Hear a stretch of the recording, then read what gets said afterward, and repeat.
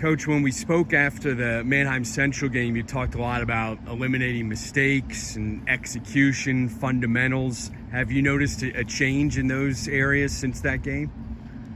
Well, we had a lot of guys hurt in the Mannheim Central game, so you have a lot, and we were playing a lot of young kids, a lot of sophomores, a freshman.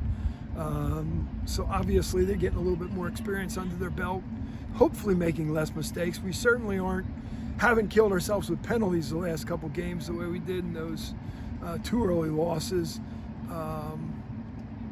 And we got most of our kids back, so it helps to have your veterans back.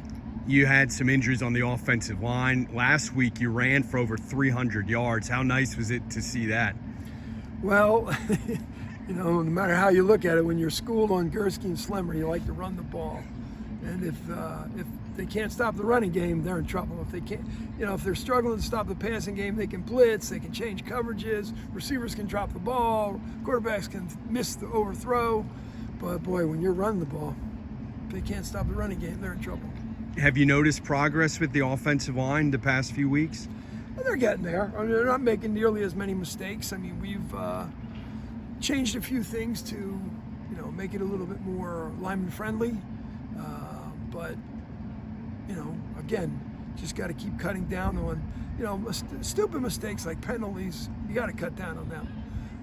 We're still making some mistakes in our blocking schemes, but that's always going to happen as teams move around and give you different looks.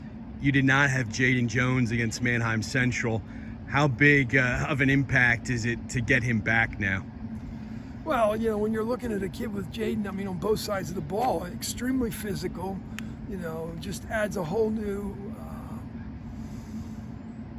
side to our offense. Just the physicality of him, and same defensively, his physicality at linebacker.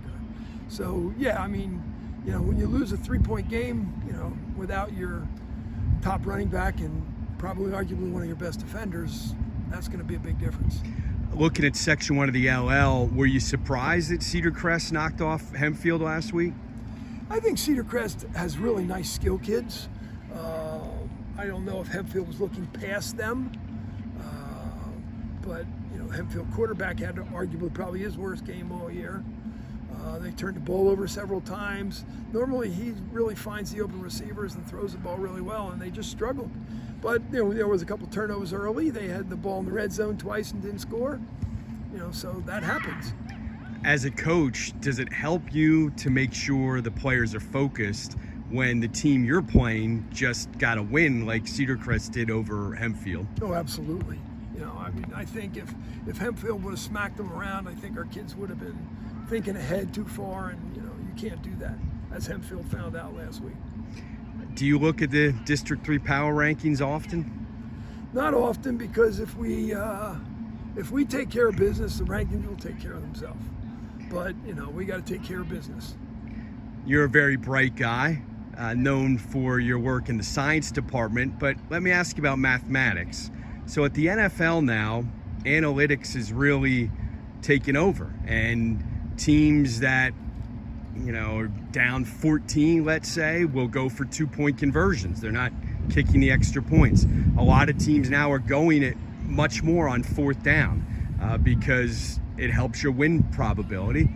Do you think that level of analytics will ever get to the high school level where teams start going for 2 more, or start going on 4th down more? I think it has to some degree. We go on 4th down a lot.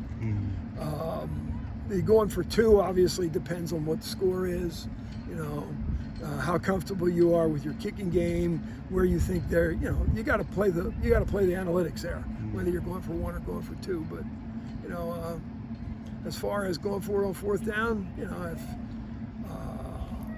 if we need 1 or 2 yards and you feel comfortable with your offense, yeah, we're going to take that shot.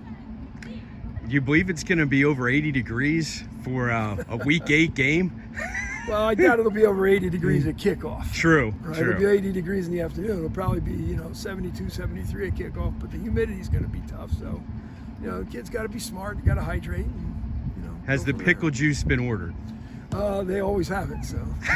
Do they like it, though? That's the question. I don't know if they like it or not, but they drink it, that and mustard. Well, thanks for your time. I appreciate it. All right, thanks, Paul.